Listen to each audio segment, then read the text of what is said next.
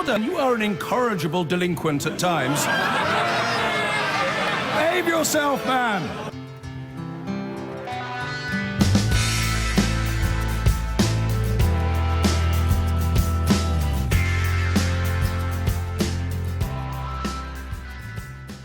I want to talk about the anonymity or otherwise of people who are accused of child sexual abuse. Campaigners for abuse victims say that the naming of suspects is vital because it encourages more of those affected to come forward, and that this is such a unique crime with such a unique impact on people who are on the receiving end of it, that identification of those charged is vital to build a case around people. We'll try telling that to Sir Cliff Richard, for example, Paul Gambaccini, for example, and others we could name. They will address MPs and peers today as part of a campaign to change the law so that sex crime suspects are not named unless and until they are charged. Which way do we need it to be? Anonymity or not. Coming up this hour as well, we will cross to Mosul in Iraq, where troops are trying to retake the city from so-called Islamic State. We'll have a report from the ground there. But to this whole question of anonymity, it's something that we have spoken about before, but it's such a key question. And thankfully, having never been personally affected by either side, I can very much see both sides. I mean, you only have to speak to somebody, as I have to Paul Gambaccini, for example. You only have to talk to somebody about the horrendous stress that they experience when they are wrongfully accused. Look at the case of Lord Bramall and the distress to him, a man in his 90s, the distress to him and his wife, who died during the time that this sword of Damocles, these allegations were hanging over him and over the whole family. There have been politicians wrongly accused, Sir Cliff Richard as well, most recently perhaps accused of historical offences, both told there was insufficient evidence to proceed. And even that term, insufficient evidence, is something that many complain about as well, saying that it doesn't say this didn't happen. It just says we have no evidence that this happened. So all kinds of arguments about the language that's used, but specifically I want to know your thoughts on the naming of those accused. Do you believe it is right, for the sake of victims, that we name those accused, or should we wait until they have been charged? 0345 6060 973, whether they're famous people or not. 84850 is the number to text. You can tweet at LBC. Andy Trotter joins me, former Chief Constable of British Transport Police, who'll be speaking at the meeting later today. Good afternoon to you, Andy. Good afternoon, Sheila. Good to have you in. Where do you stand on this?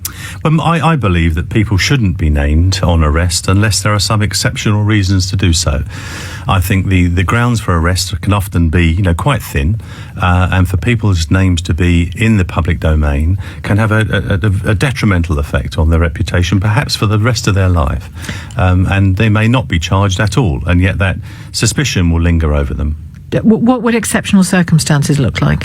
Well, if there is some thought that we might detect more crime, or if there's an overriding public interest, that's got to be a very clear reason, and that should be signed off at a much higher level than it has been in the past, in order that there's a proper rational decision making around whether or not there is a good reason, some evidence to think, for example, that other witnesses may come forward. But I think even that has got to be handled very, very carefully. To say to the public, we've arrested this person, but perhaps don't have enough to charge them yet, would anyone else like to come along and add to that evidence? I just don't think is right. But there will be circumstances, and I think we can all think of some, where that may be the correct course of action. But I think that needs a very, very careful thinking, and only, as I say, in exceptional circumstances. But what are those? Are those circumstances always about fame, or what are the exceptional circumstances? I'm still not clear what they might be. Well, let's think of an example. Let's say, for example, there's a kidnap, and we haven't yet found the victim of that kidnap, but we've arrested who we think the perpetrator is, and that person, the kidnapped person, may still be alive. And I think it'd be perfectly reasonable in those circumstances to name the person we've arrested, to say, has anyone seen them recently? With this child or with this person? Absolutely. I think there's a clear-cut case there. There may be a case in historical sex cases, perhaps of someone who ran a care home many years ago, and we have evidence to show that victims and survivors may be is still in terror of that person, and perhaps they might come forward. But I think, if we have enough evidence to charge, then we charge them, and the person can be named on charge, and then there's the opportunity for others to come forward. See, it seems to me, as somebody who deals in words every day, that there's a problem with the language around this as well, because somebody saying, Sir Cliff Richard, sexually abused them isn't evidence, it's a claim. And yet it's sometimes called evidence, insufficient evidence, and it isn't evidence, is it? Anyone could say that about anybody. It isn't evidence. It's very, very difficult. We know there have been the disasters that we've all been through over Jimmy Savile and cases such as that. But that shouldn't lead to an overreaction. It shouldn't lead to a disproportionate action by the police. And to be fair to the police, in the main, people aren't named on arrest. Very few people are actually named. Many of those who are named are named by others. We have the Victims' Charter, so victims have to know what's happening in the inquiry. We have neighbours. We have all sorts of people who might be aware of a raid in a premises. So a lot of names get into the media, but when I wrote the guidance, the original guidance, I was only concerned about what the police do. And my view is the police should not be naming, unless there are exceptional circumstances. And see the BBC and Sir Cliff Richard's example. I mean, what do you make of how South Yorkshire Police conducted themselves there? Well, I carried out the inquiry into South Yorkshire Police's handling of this case as far as the media guidelines were concerned, and my reports in the public domain, and I was very critical of them. I understand their reasons why. They felt that the BBC had some information about the case. They were concerned that they might broadcast it prior to the inquiry being carried out properly, and in order to stop that, they cooperated with the BBC. I think they were wrong at every stage of that inquiry. They facilitated the BBC doing the thing they were afraid the BBC would do, it seems. Absolutely, and in my report, I'm very critical of them for doing so. I don't think the BBC would have broadcast on the initial information that they had. Are you also concerned that the likes of Paul Gambaccini, Sir Cliff Richard, and others, I mean, I'm naming these because they're in the public eye, but if you are listening and you or a family member have had this experience, perhaps you're a teacher, work with children, had allegations made against you, I know that it can ruin lives. Give me a call, 0345 6060 973. Insufficient evidence. Should police officers, police forces, when they drop a case because they have no evidence, say no evidence? Well, that's often very difficult because it's not just the police who'll drop a case, it's the Crown Prosecution Service, of course, in England and Wales. And they have to choose their language very carefully because in some cases they will have survivors who've come forward with some evidence, and there'll be various reasons as to why that case may or may not proceed. Evidence or claims? It's back to that again. Well, we don't know because we're not reading the case files. And it's very difficult to second guess what the police and the CPS may have in a particular But that's case. a bit handy for the police, isn't it? It allows them to say, not a complete cock-up, not completely wrongful accusation, insufficient, sorry, you can all go home now. For the person who's been accused, insufficient would hang over my head until the day I died, until they changed it to a no. I think it's a really difficult one, this, and because the Crown Prosecution Service and the police will have, in some cases, not all, some we know perhaps there may be nothing behind it. In some cases there will be, and the cases are discontinued every day of the week, not just in sex cases involving famous people, and that they will have their decisions for so doing. And I think it's very difficult for the police or the CPS to be told you've got to declare someone innocent. Unless we see those files, we don't know what they've got. But I take your point. I mean, I think it's a harsh term. Whether someone can come up with a better term to describe such a thing. Well, I can. There is no case to be answered, because if the CPS can't come with a folder that's a case that goes to court, there is no case to be answered. Well, I think for the victim or survivor in those cases where perhaps there may be some difficulty in bringing the prosecution for some other reason. There are lots of complexities in this, of the vulnerability of certain survivors, their willingness to give evidence.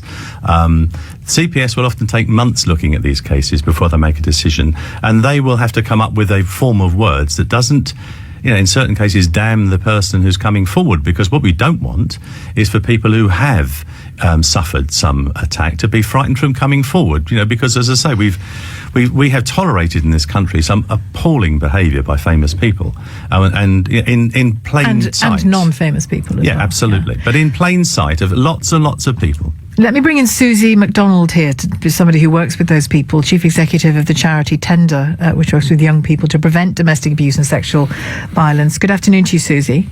Hello. Do you believe the removal of anonymity is vital? Well, I think because this is being launched by men whose name have been cleared, it focuses on the idea that false allegations have been made, and therefore potentially skews the debate away from what should be an informed discussion about how to ensure that victims of abuse are reported through the legal system onto, and albeit a horrible situation, relatively rare occurrences of false allegations and the impact of celebrity status. It isn't just celebrities that we're talking about here, though, Susie MacDonald. It's teachers, it's people who work in the guides and the brownies. It's, you know, you know it happens a lot, as does child sexual abuse. But we don't want to muddy the waters, do we? Well, the trouble is that the media is fueling a debate that's based on a number of public misconceptions. One of those is that the victim is often responsible in some way, that they were drunk or they were provocative or that they were out late at night alone. There's a belief that women who, in cases of reported rape, often make false allegations to excuse a sexual encounter that they may later regret. And there's a belief that the public has a right to target the victim with vitriol and bile because they don't like them, but they do like the alleged perpetrator. So these national treasures, it's difficult to find them guilty when we've grown up with them. They've been our wallpaper, our popular culture. But I'm not attempting to do all of the things you've just said. And for the purposes of this conversation, just tell me why you correct me if I'm wrong, you seem to believe that if the reputations of some famous people are trashed, that's a price worth paying for somebody to feel able to come forward and report a crime. I think there's often a price that's paid, and the majority of that payment is by victims. And I wouldn't wish any of this on anybody. For anybody to be accused wrongly of something is dreadful.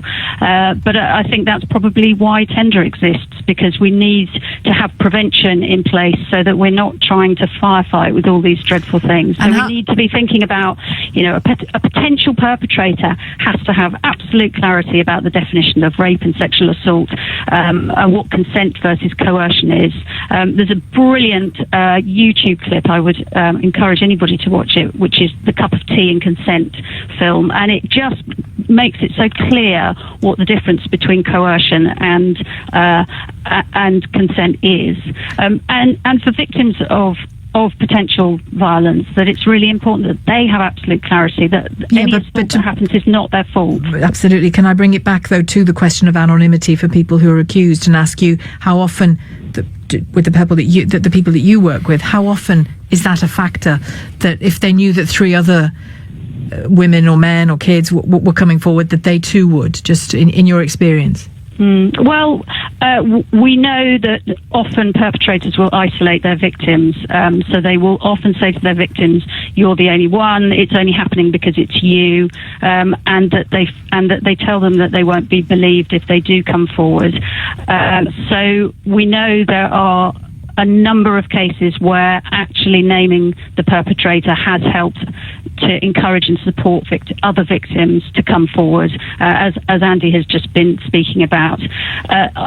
Of course, there isn't a price worth paying, but it's really important that we focus on victims and the support that victims must have, and that perpetrators are held to account. Susie MacDonald, thank you, Chief Executive of the charity Tender. Just before you go, Andy, do you believe that this proposal, the proposal is to amend the policing and crime bill to make it illegal for someone to be identified before charging? Do you think they have a hope? I can understand, where they're coming from. I think this needs a broader debate. I'm glad the debate is coming up. But I said quite a long time ago, when the Prime Minister was Home Secretary, that if government has a view on this, then government should be doing something about this, because it isn't good enough to leave it to the police. Thank you very much indeed. Good to talk to you. Andy Trotter, former Chief Constable of British Transport Police, who'll be speaking at that meeting later on today with MPs and peers in the House of Lords. Susie MacDonald, thank you again, Chief Executive of the charity Tender. The singer Sir Cliff Richard, amongst others, will address MPs and peers today as part of a campaign to change the law, the policing and crime bill, so that sex crime suspects are not named unless they are charged. Now, my sense of just innate fairness, of aiming for innate fairness in things, tells me that somebody shouldn't be named until a serious case is brought against them in a court of law and they are charged with something. However, if you are an individual who's been sexually assaulted, sexually abused as a child, especially as a child perhaps, I can see how difficult it would be to come forward and speak about that, especially if, as we heard from Susie MacDonald a moment ago, Fogarty tender, paedophiles and sex abusers tend to shut down an individual, isolate an individual. So I could see that if you see your abuser being named by others, that would embolden you. So in that sense, I see from a real sort of practicality point of view why lifting someone's anonymity, revealing their identity when they are merely arrested, not charged, when they are accused, not yet charged, I can see why people would support that. And yet, can you think of anything worse than being wrongly accused of sexually abusing someone, especially a child? I say especially a child because I think that is how most of us feel about that. If you have been abused, did you report it? And if you didn't report it, would someone else doing so have emboldened you, given you the courage to do so? 0345 6060 973 is the number. You can text 84850 or tweet at LBC. As I said, Cliff Richard will be speaking to peers and MPs today, along with Paul Gambaccini. We've spoken here on this programme to Nigel Evans, the MP, didn't we, about his own experience of being wrongfully accused. So those are three well-known people, but I know that this happens away from the spotlight. It happens to people from all walks of life. If it's happened to you, give me a call. 0345 6060 973 is the number. Text 84850 or tweet at LBC. You've been doing that already. Julie says Stuart Hall could only be convicted of child abuse when multiple victims, unknown to each other, came forward with very similar stories. Without publicity, he would probably be free to offend today, says Julie. The system, and Julie's right, but we can feel comfortable about the Stuart Hall case because he was found to be guilty. If he'd been found to be innocent, and fame can bring weird things with it, clearly, and weird interest with it. If he'd been found to be completely innocent of these crimes, an old man, a man in his 80s, then how awful would that have been? I mean, it wasn't the case with him, so we can be comfortable about it. But I don't know. It looks as though the lifting of anonymity in his case did allow for the case to be made. But does that necessarily warrant the lifting of anonymity in somebody else's case when they're an innocent man or woman? This text says, the system is already weighed heavily against sexual abuse and rape victims, echoing what our guest Susie MacDonald said. It's often when people are named that other victims realise they aren't the only ones and find the courage to come forward. That's a good argument. It's a good argument. The fact that there isn't enough evidence to proceed doesn't mean that the victim is lying. But that last sentence, it's troublesome, isn't it, for people like Cliff Richard and other people who have done nothing wrong. Insufficient evidence. The victim wasn't necessarily lying. Well, there is no case to be brought against the man. So I can see why the pain continues, actually, if you've been wrongly accused. If it's happened to you, give me a call, 0345 6060 973. If you were abused, would someone else being able to back up your story have made all the difference? If you've been wrongly accused, teachers, I mean, if a teacher is accused, I think I'm right in saying they're just summarily suspended, no questions asked until the case. And sometimes their name can be revealed in the community as well. What was that like if it's happened to you? 84850 is the number to text. You can call 0345 6060 973. That's the number to call. This text goes on further to that. Why should they drag a person's name through the mud and get away with it when it's proven that nothing ever happened? They walk away anonymous and the accused has their life ruined forever. You see, that is a good point as well. Gary's called from Emsworth, I should say, in Hampshire. Hello, Gary. Hi, Sheila. How you doing? Very well, thanks. Yeah. Where do you sit on this? See, the problem you see here is, I think, if you name somebody, especially when it comes to sort of sexual assault, that's extremely sort of vile, along with, child abuse and murder and all sorts of things. As soon as you name that person, it doesn't matter if that person's innocent. To everyone, that person's automatically guilty. His career is ruined, regardless of if he's famous or not. Nobody's going to employ him. Nobody's going to want to be near him because there is going to always be that stigma that regardless of he's been found innocent, as you said earlier, if the evidence doesn't point that he did do it, it doesn't necessarily mean that he didn't. And that's always going to sit in the back of somebody's mind. Yeah. But on the other end of this, and it clearly does, based on some of the texts that we've had already. Yeah, and on the other end of the scale, I understand that it's important to get information as best as possible and to seek more witnesses. So you'd have to, at one point, you'd have to say, this has happened, this person's involved, are there any more witnesses? Because if not, then if somebody is genuinely guilty and it doesn't get through because the person's got anonymity, it's a double-edged sword. You can't, I don't think there's ever going to be any solution to this problem where there's sort of, are you innocent but you've been told, are you innocent but you've been let known that you've been involved in this, or are you guilty and you haven't? There's always that disparity, and that's a problem. This question of isolation as well. I know that a specialist abuse lawyer has responded to the moves by Mr. Gambaccini and Sir Cliff Richard that he thinks that publicity around the cases of, for example, Rolf Harris, Max Clifford, was absolutely vital in securing their convictions. And that's the double-edged sword. This was vital to find out that there were genuine predators out there that were, abuse power to ruin somebody's life for their own personal gain. But as I said, if it found out that the guy was innocent, then you've ruined his career. And like I said, that's why it's a double-edged sword. You're never going to be able to solve it. It's always going to be an issue that's sat in the air. There's always going to be the elephant in the room. Did he do it? Did he not do it? Should he have been? There is no yes or no answer to this. You can't solve it, I don't think. Also, if you put on the one hand a very wealthy, famous person, man or woman, let's just say man for the sake of argument, a very wealthy, famous man, and a not wealthy, not famous, perhaps vulnerable young person. Yeah. If you want the law to be weighted, the law isn't meant to be weighted in anybody's favour, but it clearly is in this case if anonymity is not guaranteed to these men. But if you wanted the law to be weighted in somebody's favour, you would probably choose, you would choose the young person that wasn't wealthy or famous, wouldn't you? And yet, the law is meant to be even-handed to everybody. And it plainly isn't in these instances, is it? That's the point I'm trying to. Well, that's also another point I want to say is, the law stipulates that it's guilty until innocent until proven guilty. Now, unfortunately, with the way things go on in these sort of cases, it genuinely is guilty before proven innocent. I mean, you have to prove that you didn't do it before they're going to go, okay, fair enough. And I think there should be that sort of criticism there anyway. But to the level that it does, like I said, it is, unfortunately, the law is supposed to be unbiased, but it is. If you've got enough money, you've got a good lawyer that can get you out of it. If you haven't, you've not. There's always that sort of divide as well between rich people and poor people. If poor people can't afford a decent lawyer, likelihood is they're not going to get the best defence. But we can see how a rich man's reputation can be trashed in an instance. Yeah, of course. And as I said, when it comes to if the gentleman is innocent or whatever the case may be, that's his career ruined forever. Nobody's going to want to employ him. Nobody's going to want to have him around because there's always that stigma. It doesn't matter if the verdict is innocent. That stigma is what sticks. Okay, Gary. Thank you, Gary, in Emsworth in Hampshire.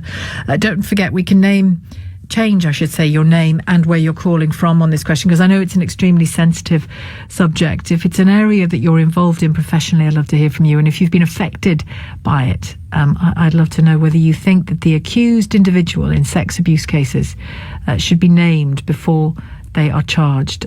Should they have their anonymity? Like I said, I'm kind of between a rock and a hard place on this, because I feel that people should have their anonymity until they are charged, and yet I can completely understand the argument that somebody who's been isolated and abused, perhaps especially as a child, perhaps not, wouldn't feel able to come forward unless there was someone else to help corroborate their evidence. It's a very particular kind of crime, it seems to me, above others. But do we want the law to be even? I mean, in theory, yes, of course, we want the law to be even-handed to everybody. Therefore, anonymity should be secured, whoever you are, Sir Cliff Richard or a private individual. If this has happened to you, I'd love to hear from you. 0345 6060 973. Were you wrongly accused? 84850 is the number to text. You can tweet at LBC.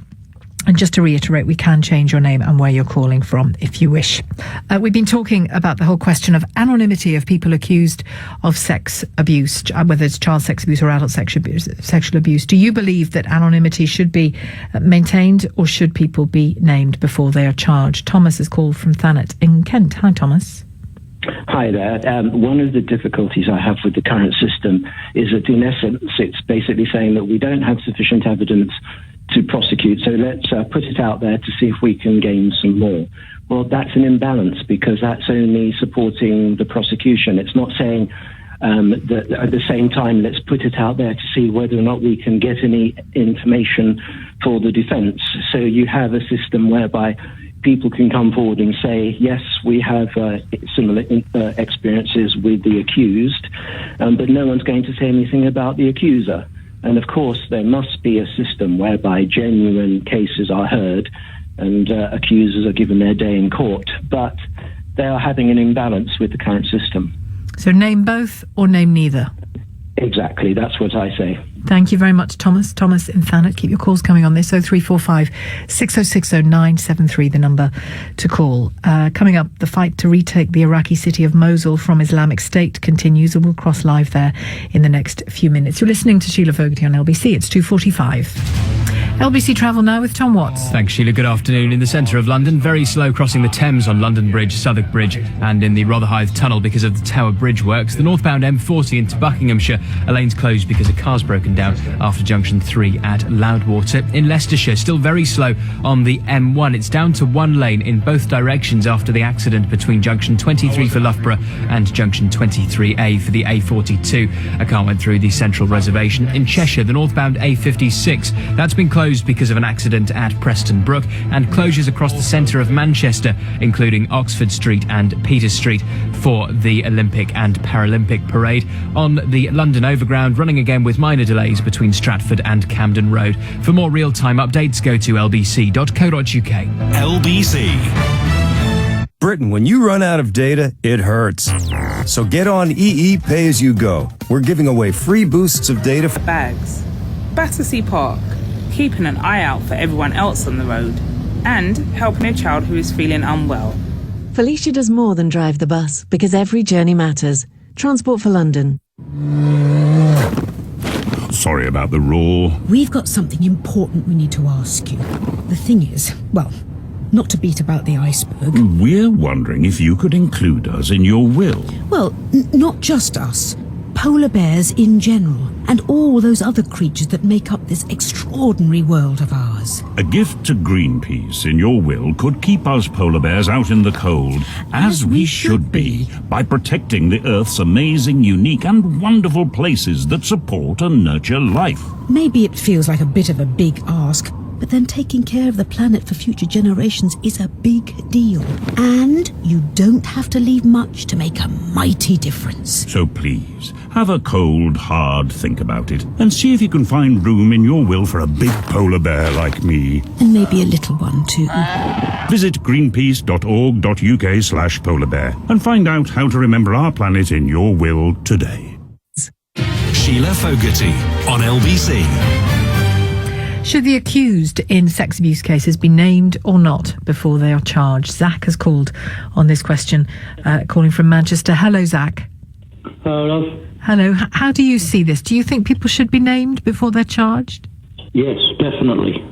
Under no circumstances should they be hidden or hidden away from other people which they could interfere with in their lifetime, even if it's only on the edge. They should be named and let people know.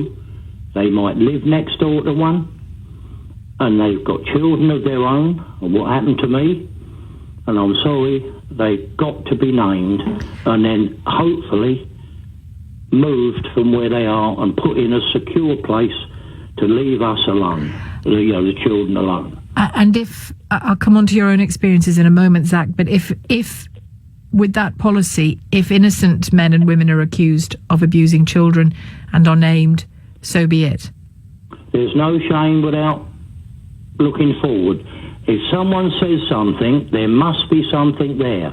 So the police, when you talk to, say, someone like me, which I couldn't, well, they're dead now anyway, if I could name the person, they would know that I'm telling the truth. Now, all right, they might have a job to get firm evidence, but they've done it. Yeah, but you know, Zach, that some people lie and aren't telling the truth. Yeah, but come on, when the police investigate these people, they're not idiots. We like to think they are sometimes, but they're not idiots. and they can gradually work on someone to get the truth. And if there is no truth, they don't follow it up.